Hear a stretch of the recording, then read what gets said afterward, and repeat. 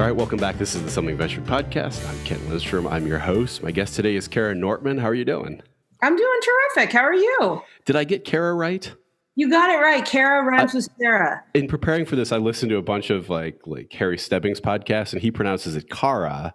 And I was like, there's a 50% chance her name's Kara, and a 50% chance it's just because he's British. Well, I have a British partner, and he does it the same way. And I think if you're British, whatever you say sounds delightful. Exactly. You can say Kamala Harris however you want if you're British. So Kara has a very impressive career, and it kind of comes along two rails, I would suggest.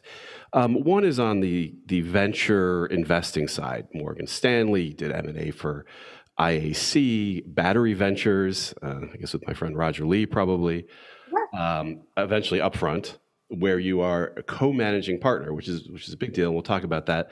But then also an executive path. You ran Urban Spoon, City Search, founded your own company. You've kind of gone down two parallel paths here. You now have one of the coolest jobs in the world, which is being a venture capitalist. There is one cooler job than being a venture capitalist, though, I would suggest, and that is owning a sports team is pretty cool. On the side, you own part of a sports team, don't you? I do. I'm wearing the t-shirt today, actually. You guys can't see it, but I've got my Angel City t-shirt on. This seems like, which is a women's soccer team in Los Angeles, professional, right? Yeah. We are one of the professional sports teams in the NWSL, which is, there are two professional soccer leagues in the US, the MLS and the NWSL. And how did that come? I'm just curious how this came to be. I mean, this seems like there was a deal came around in San Francisco where somebody was going to put in place a soccer team, like a not a professional soccer team, but like a farm team kind of thing. And I was like, that just seems like genius. Like everybody would take their kid. Nobody knows what good soccer is in America anyway. You'd take your kid to like the little local Kezar Stadium versus going all the way down to Levi. It didn't work out, but it seems like something you take your kid to. Yeah, I mean, it is probably the craziest story of my life, and the one that I have a great amount of gratitude for. I think it's made me realize that butterfly effects do happen. What I said to someone last night is butterfly effects can happen, but you can't force them. You just have to when you have the pocket of energy and the butterfly lifts, you have to follow it, and that's sort of what happened with the soccer team. The very quick version of the story is. I was at the 2015 World Cup with my three daughters, my husband, and my parents. And I'd grown up in a soccer family. I didn't actually play soccer. I played basketball. I rode crew. I did other things. But it just bit me. And it was this beautiful collaborative experience in watching the best women in the world. I basically went to 9 stores looking for a jersey to buy for my middle daughter, and I couldn't find it. And so it just set me on this path of, why can't I find content to watch? These women are the best in the world. They're talented. They're amazing. They're cultural icons, all these things. And so in 2015, when I get a bug in my bonnet, I just start talking about these things in 1 out of every 3 meetings. And it went down this long kind of unraveling path that led me to become friendly with the woman who runs the Players Association for the women's national team, a woman named Becca Rue. It eventually led me to Natalie Portman, who I had gotten to know through some of my sort of All Raise and Time's Up work. And honestly, one day we put on a couple events together, mostly for fun. We were fans, we were activists, like not actually thinking we were sports team owners. And the funny story is she's texted me and said, let's buy a team. And I thought, she's confused. She thinks assets under management equals Karen. Right. And I wrote back some long diatribe about unions and socialism and pay equity. And she literally wrote 2 times, let's buy a team, let's buy a team. And honestly, this what I say now is when the Queen of Star Wars tells you to go look into buying a team. Yeah.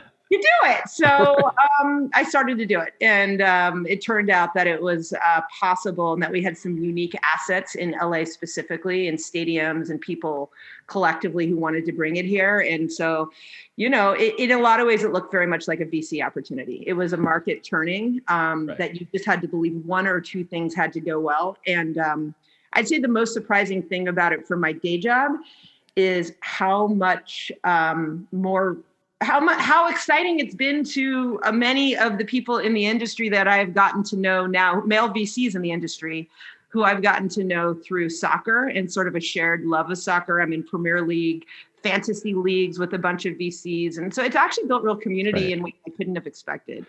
It's either that or ride a bike. Well, I do that too. Like people are amazed when I tell them, VCs don't really play golf. Like you would think it's a bunch of like white men that they go play golf. It's like, no, they don't. They go cycling with each other. Yeah. Though we don't have that as much in LA, I guess. Oh my God. It's ridiculous up here. Well, I do mountain bike, so I'll throw that out there. If anybody wants to invite me to go. Where did you row crew, just out of curiosity? I rode crew in college at Princeton. Oh, that's cool. I rode like the 8-man at Northwestern, which was not. Yeah, it's not the same. Yeah, it's not the same as the Ivy League. You have your calluses still? Yeah, oh, for sure. Yeah, it's brutal. I don't like. Only as a 20-year-old. To be very clear, I walked on the team. I was recruited because I think I'm tall, and I was very much the last person hanging on to the crew the entire time I was there. But that was me too. You're tall. You can't play basketball. Can you get up at 5:30 in the morning? Yeah. So what's going on in LA? Being a venture capitalist in LA, you guys have Upfront has a big event every year, and it's really fun. Like people have LP meetings everywhere, and you go and everyone shows up and you have a steak dinner and you talk about TVPI. You guys have a festival of you're on stage with J.J. Abrams. It's pretty impressive. Like what's going on in LA? Like being a venture capitalist in LA is something about it that is not the same as being a venture capitalist in, Silicon Valley. Yeah, I think it's actually it's a topic I've thought a lot about because I was with Battery Ventures in both Boston and the Bay Area before and after I went to business school. And when I moved back to LA now 13 or 14 years ago, I actually thought I was probably done doing VC and that Interesting. I was be an operator, because if I was going to do it, I wanted to do it, in the capital of the world in Silicon Valley. And I think actually one of my very first friends here was Mark Suster and his wife, Tanya. And that, it was literally, I met him at a dinner 13 or 14 years ago. And then Mark Suster, the very famous VC, because people all over the world listen to this thing, believe it or not, the very famous VC who founded or co-founded and is a managing director of Upfront, right? Yeah. And my board member, when I started, he was my lead investor and board member when I started my startup, and probably, one of the best mentors of my career. So, but when I met him, you would throw a dinner in LA and you could invite all of tech to that, right. to that dinner. And I was sort of very lucky to be on that list. I was like the 14th person to be invited to that dinner, and there were 13 people in tech. I mean, it was bigger than that. And there is actually a storied heritage with Overture and City Search, and actually a number of the companies Upfront was involved with before I got here. But basically, in the first, I would say 5 or 6 years back, what I started to see, and I think you now see in the data and the numbers, was it was a market that was ripe to be a capital unto its own, right? And it wasn't just, we're known for consumer, Goat and Ring and Snap and Tinder and, a bunch of companies that we're very proud of, but you started to see enterprise software and cybersecurity and space, right? JPL, you have SpaceX, Elon Musk lives here. Most of what I invest in these days down here is infrastructure, cloud, and security. And so as that started to happen, it was sort of happening around this time that Mark started talking to me about joining Upfront. And I personally realized I had a lot more energy improving something versus just living up to something. And I love I love doing venture in LA because it's still incredibly collaborative. I think the number of opportunities or founders relative to the number of local capital firms is still on the side of firms, and that market will become more efficient over time. But while it is becoming efficient, I think it is a much more collaborative environment. And so I love having something to prove with the whole community. And I think the Upfront Summit is sort of a manifestation of that. And we want you to have a ton of fun, right, and make it really desirable and everybody wants to get there. We bring all the LPs who love to come to see all of their managers, and the managers come to see all their LPs. And so, but really we're trying to show off the best of LA. It's a big advertisement for why everyone should move to LA, start their companies here, and invest here. It's really cool. I've talked to, I had Dave Hornick on the podcast, and he has the lobby, but there's only a few of these big seminal things. Do you think, can it happen? I had Brad Feld on the podcast. He was kind of, making the argument that the venture communities and startup communities can happen anywhere in the world. Do you think that, there's, the author Ben Stein talks about, Los Angeles and San Francisco as the history of people moving west. Like, there was a certain type of person moved west, and then when they hit the Pacific Ocean, they ran out of places to go, so they went up into their heads. And that was technology in the north and Hollywood in the south. Like, LA still is something special in terms of dreaming and imagining and doing impossible things. I think that is a huge, huge part of it. 1 out of every 7 people who live in Southern California, and we define LA, Santa Barbara to San Diego. We give it a broad definition. Right, we're all SoCal.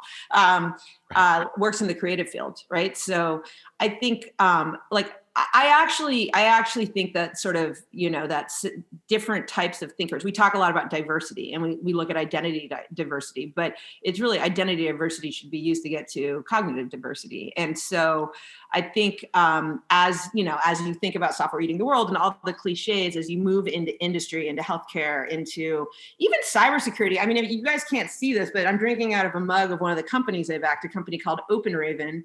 And it was started by a guy named Dave Cole and another guy named Mark Herfey. And Dave was the chief product officer of CrowdStrike here. Yeah. And Mark comes out of, the open source application security world. But you see my coffee cup. It is the best coffee cup I've ever had. It has the OpenRaven logo on it. I called Dave first thing this morning and told him it was the best coffee cup I've ever had. But that design aesthetic and user interface aesthetic and sort of like it is reflected throughout their product in a way that you almost never see in a Series A cybersecurity company. Yeah. And I think that happens in LA, and it's just like, it's a very, I think it's like I think there is something really different about the kinds of people who can come together and collaborate here. And what is that? Like the aesthetic, the power of an aesthetic being a big thing, because people use the word design a lot, like, Airbnb's design focus. And that seems like too small a thing, or too small, you worked at IDEO, you went to Stanford's design thing. But aesthetic sounds like something bigger.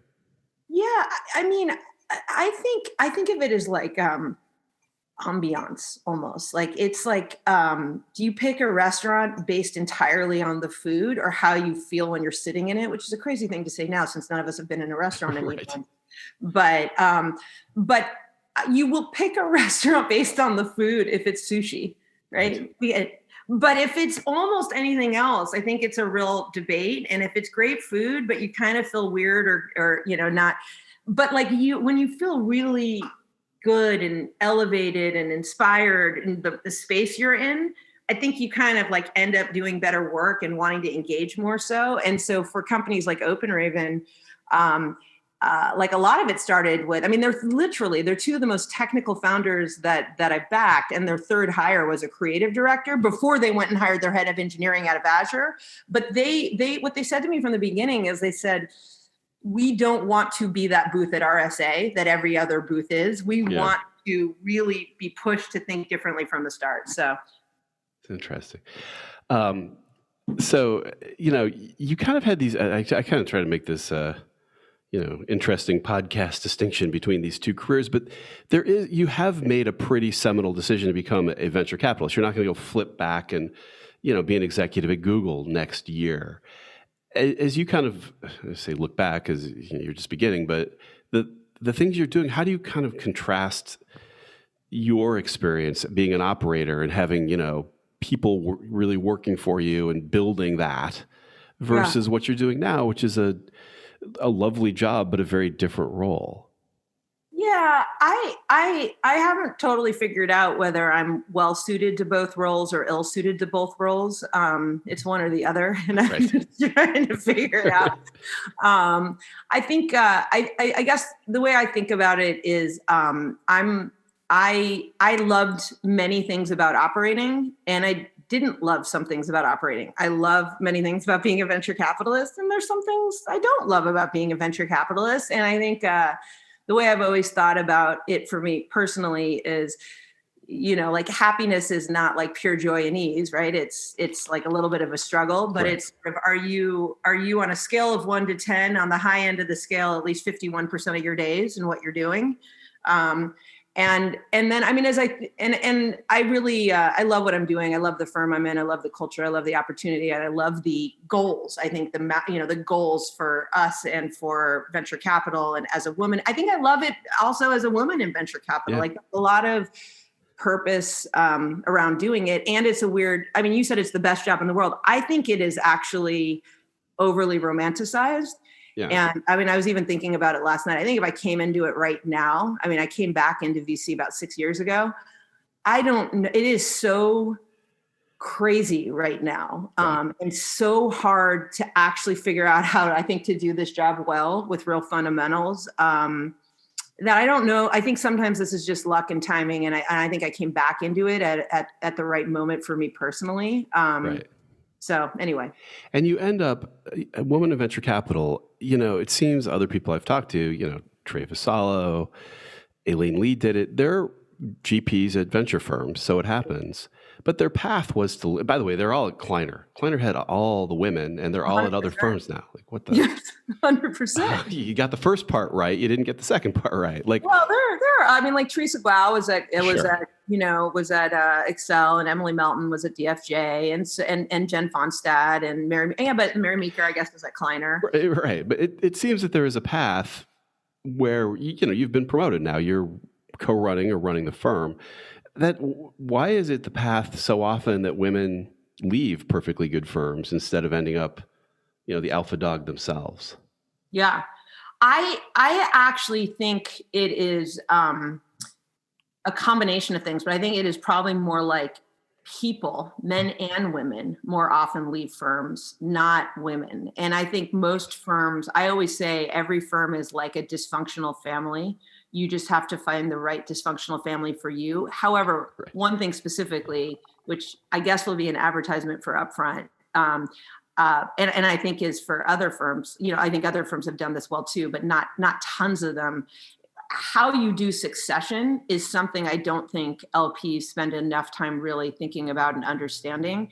There's a dynamic, as you know, in VC. I think there's like an adage of, somebody said to me once, if you have six partners in a partnership, 2 generated all the returns, 2 will generate all the returns, and 2 will never generate any returns or all the returns. And you just never know which 2.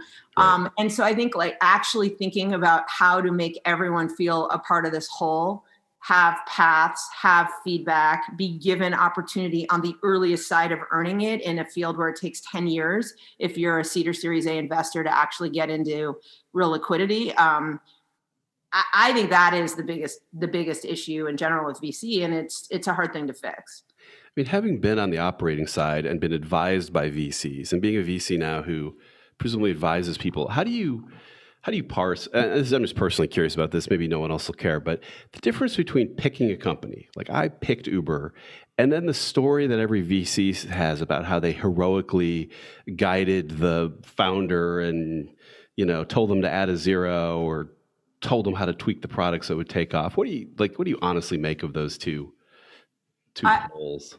I think that I think that those are the 2 polls. I think the ones that usually you become known for are the ones where you've added the least value. Yeah. Not always, right? I'm sure Bill Gurley feels like he's added quite a bit of value to Uber, right? Yeah, and sure. Folks who, I mean, and I do think there's an element of like today in particular in your companies that are doing really, really well. If you're a board member, being one of the first or early investors, and this is how I would market me and us. Like, I want to be your first board member, because at the point in time, whether it's working or not, even when it's working, there are major governance topics and navigating just all sorts of hairy issues where if you have someone who was a founder, has been with you since the beginning, got to know you before product market fit, and can tell you things that in a way that is positive that other people can't, they can help you navigate it. But I ultimately think your reputation is made in the middle, and but the picking is still probably 60 or 70, if not 80% of the job. But you really, really, really work hard for that 20 or 30%. Right. And every occasion one comes out of that. And that is where I always feel the greatest gratification. I have one like that right now, where I've just killed myself over 5 years, funded it on my own, believed my partners didn't know, and it is working. And it like we have helped with the entire senior team. We're just about to close a great round, and it's back in the zeitgeist of Silicon Valley. And I think those are the ones that occasionally pop out, but that might not actually be the best way to do venture. It might just be picking really well and spending your time wisely. I don't know. I think that's a forever question. I've made that argument. I'm not sure that works for venture capitalists, like for their own narrative. But if you had simply invested in Facebook or Uber and then walked away and never talked to Travis, you might still be a really rich person. Yeah, I mean, I think that. I mean, I think we're in the week post, Tony Hsieh's obviously tragic, terrible death, and I think it's one of those things like when Dave Goldberg died, that the whole community thinks about what does this mean and what am I doing and why is it here, and in particular with Tony and all the unique things that he did. And so, I don't know. It really just brings up the whole. You may have one or two Facebook, Uber, snowflakes, right. GitLab for today's news in a career. But as soon as one of the boards I was on the company sold to Apple in the last 6 months, the company called Smith, I did not feel the joy I was supposed to feel as a venture capitalist, even though it was a great economic outcome, because I immediately felt the loss of not working with a team I love to work with every day. And I know that sounds super cheesy, but you have to do that as a VC. But I think it really does. It does highlight. Pick people you want to look at in your cap table and you want to see show up on your cell phone late at night and you enjoy spending time with, and whose bar mitzvahs and weddings you might want to go to. And then hopefully one of them gets you enough returns so that you can justify doing your job. Yeah, I was working through the history of Tony Hsieh, who's the Zappos founder and is just tragically passed away this past weekend, thinking, putting something together for him. And it was really interesting. There's a whole category, of course, of people missing him because apparently he was just a lovely person, like supportive, lovely, wonderful, of course. There was another side where people talking about him specifically as an executive, they all say something, I won't say it as eloquently, but something along the lines of he started doing tech and did what he did because he really loved, he just thought it was cool. Like it was bad. There was no thought that you would become a billionaire, get rich, be an entrepreneur for entrepreneur's sake. The internet just came into his consciousness and he said, I know what to do with this, like an artist might look at something. And then the corollary is, and that's more rare today than it used to be, perhaps.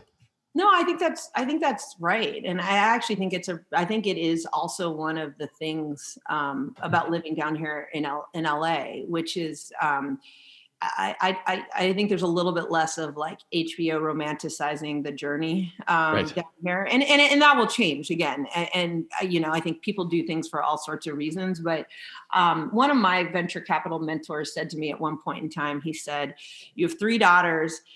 You're going to learn more from raising your daughters around how to be a good board member than you are going to learn from any board." And I think about that a lot. It's role modeling the right behavior. It's treating people the way you want to be treated. It's not just saying, it's doing. It's all those like basic, I learned everything I need to know in kindergarten. But one of the things I think about the most is just if people are doing things for truly intrinsic reasons, they will have a good life. All things being equal, with the privilege and opportunity that many of us are privileged to have. And I do think that in today's world and living in Twitter and living in, headlines and billionaires and unicorns, intrinsic and extrinsic can be confusing to people. And it takes a little bit of time to like really, truly understand what intrinsic feels like sometimes. It's funny you say that about the kid. I heard Sheryl Sandberg interviewed once and they said, does having your kids make you better at your job? And she's like, oh my God, it makes me better at everything.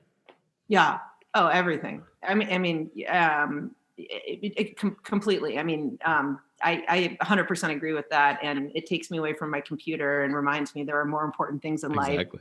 All that sort of stuff that's important. Well, I'll kind of wrap up, but I want to just kind of quickly tease out the story. As I talk to people, and I've had a couple episodes, try to have as many women on as possible. And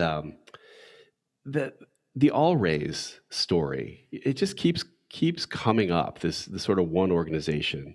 And as I understand it, a lot of people are co-founders. You're one of them. Aileen Leak maybe catalyzed it a bit. How did that come about? Was this the sort of Ellen Powell's. Yeah. I mean, by the way, I view All Raise as a predecessor to the soccer team too. I mean, it didn't directly lead to it, but it's just this, I think, the inspiration that you could send an email and things just kind of take off. And Aileen started, I mean, it was basically, I mean, it was, you know, it was in the wake of the Justin Callback news. And I think a reckoning in the industry to understand, you know, just how hard it was to be a female founder and various different things. And I think everyone was sort of alone. Every woman in the industry was alone in their corner, kind of feeling just like isolated and powerless around something that, and it's silly, I think, not really understanding how deep seated this was and that it was so pervasive. And anyway, Aileen sent an email and I think we all kept that email to, I think 30 or 40 of us, and said, this is the grand total number of women partners at venture funds that I can think of. And I know we're all sitting around feeling kind of bad, but what if we just got together for dinner and tried to double this number and do something positive? Why don't we just get together and see if we can figure that out? And I think I flew up to the Bay Area back in the day when we used to take airplanes and fly places. It was quite a time. And there were two of us from LA that went up, me and Eva Ho, and everybody else in that meeting, in that conversation was from the Bay. And we just, I think Jess Lee was right when I got to know Jess Lee too. And she was kind of, all right, I'm going to take on this thing called Female Founder Office Hours. And in the beginning, I think people thought we were Female Founder Office Hours, but there were 4 initiatives. Eva ran the initiative around data. If you can't measure what's happening, you can't fix it. And we were like, let's put, all these different initiatives together. And I think what ended up happening is it was our golf. We talked about it. You talked about golf before, right. But we just sort of started working on these projects and self-selected into people who were intrinsically motivated. And it was a full-time second job. And there's a lot of work I've gone back to thinking about, like Jeffrey Pfeffer's Paths to Power and stuff like that, around when you're doing something that people think is a waste of time or they've been trying to do forever, but it's intrinsic to you and you find other people to do it with, you just get to know them in a totally different way. And I do think it all comes back to All Raise in that those relationships have made this just more fun. And for better or worse, there is a little bit of a club of people who've been doing this for a long time and call each other for their best companies. And if you don't have a woman in your firm, and hopefully now 2 and more, you're probably not going to get those calls from the women. We still have many more men, but every firm is changing because of it. And it's just made this more enjoyable. And the last thing I'll say about it is a really key turning point was when Pam Koska, the CEO, came in, because these things can stay sort of a small group, and that group can make others feel excluded. And this is a problem women have had in business for a long time, the cool kids, the in kids, the out kids. And I think we're all very aware of that from the beginning. And a lot of what we did well was just piss each other off and move forward and give each other feedback and say, this is bigger than any one of us. But Pam came in and she really scaled it operationally, and she built a big tent with many, many owners. And so I think we're all proud of being called founders, but also a little sheepish because everyone who joins the tent is really a founder of it being what it can be. So, and Pam made that happen. That's okay. Were you in the famous Forbes cover picture? I was in that picture. I almost didn't go, actually. Can I swear on your podcast? Can I tell you? Yeah, of course. Absolutely. I don't swear often. My oldest daughter had a play that night. And so I told them I couldn't go. And Jess Lee, who's very appropriate, so hopefully she won't get angry at me, called me up and said, get your effing ass on an airplane. Tell your daughter that you're going to be on the cover of Forbes and get up here. I don't care. She'll have more plays. So I made a game time decision and went to the dress rehearsal and then came up. But it was all because of Jess Lee. Oh, that's great. And, that photo's kind of survived, become a bit of a seminal thing. What? Yeah, I mean, again, it is it's a picture that represents now hundreds and thousands of women who are a part of it. I mean, I think the coolest part is we just did our annual summit, and I think we had over 1,000 women in venture and LPs there, and we could count to 40 when Aileen sent her first email out. It's an incredible story. What happened as COVID hit? My understanding, and it's a podcast, so I get data wrong all the time. Is it funding for female founders dropped somewhat precipitously as COVID hit? Is that? Yeah, I mean, the numbers just came out. I actually just tweeted it, retweeted Heidi Patel, who is all over this data. But I think PitchBook came out with some numbers that said it was down 40 or 50% year over year. And funding was not overall. And funding is not. I mean, as you know, it's as frothy and heavy on the funding side as it's ever been. Yeah. So, I mean, I guess what happened, well, I think what's happening to women is also what's probably happening to young people and anyone that didn't have a huge network to leverage, people of color, et cetera, already, right? So somebody said, this era of business is mining the relationships you have versus having serendipity and going out and doing it. I don't think that's an excuse, though. I mean, the thing I really, really believe is that you don't shame people into doing good work. And there's so many people trying very hard on these issues, and I'd rather catch more bees with honey. I think there's just an awareness of you got to do more work to ask for top of funnel, ask for introductions, ask your people who are deep in these networks. Ask me, ask Aileen, but don't ask the same 5 women. Go out of your way to ask other people, for women, people of color, et cetera. But I really think we need to get more women funded, more women starting big scalable software companies with cap tables that have women in it, right? For every snowflake, if you have 10 women in the cap table or in the executive team of a snowflake, you'll get the ecosystem will change faster by that, or by getting a woman to run, Lightspeed and Excel and all these places that are investing heavily or Upfront, right? Like these are the things I think that in small numbers can move the needle a lot. So I would say, just double down on top of funnel for funding, but also double down on helping the CEOs of your scaled software companies really figure out how to bring women into the C-suite and the VP suite, because they'll go start the next set of companies. So as you look forward now, you're the first VC I've talked to since there's been sort of the announcement of successful vaccines and like super successful vaccines for COVID. And I'm starting to hear the first people say things. We have a venture fund, so we talk to LPs all the time. And for the first time in months, I've heard, oh, well, maybe I can come meet you. I don't know what the timing is, but, around February, I think I'll be like, how do you think this starts to, if it does, unwind? I mean, I love making predictions, and I am not the expert. And so it feels like there should be a lot of optimism that we're going to begin kind of moving back to a gradual re-entry into meeting people in person in the spring.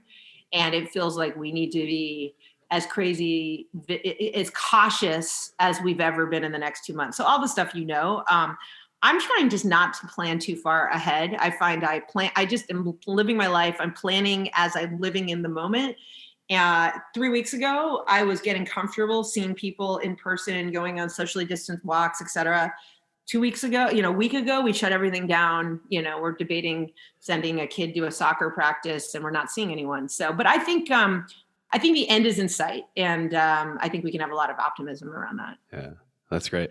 Well, thanks so much for doing this. How do people maybe not find you, but follow you, understand what you're thinking, understand more about your firm? Yeah, well, so first of all, if you're a founder who has, we invest in Southern California and nationally. We love to hear from any founder who's doing anything related to technology in that kind of $1 to $5 million first check range. We do seed and early A like a Series A firm. So we're high conviction committed. You can find, and across all the normal things you would think, you can find me at Kara Nortman on Twitter.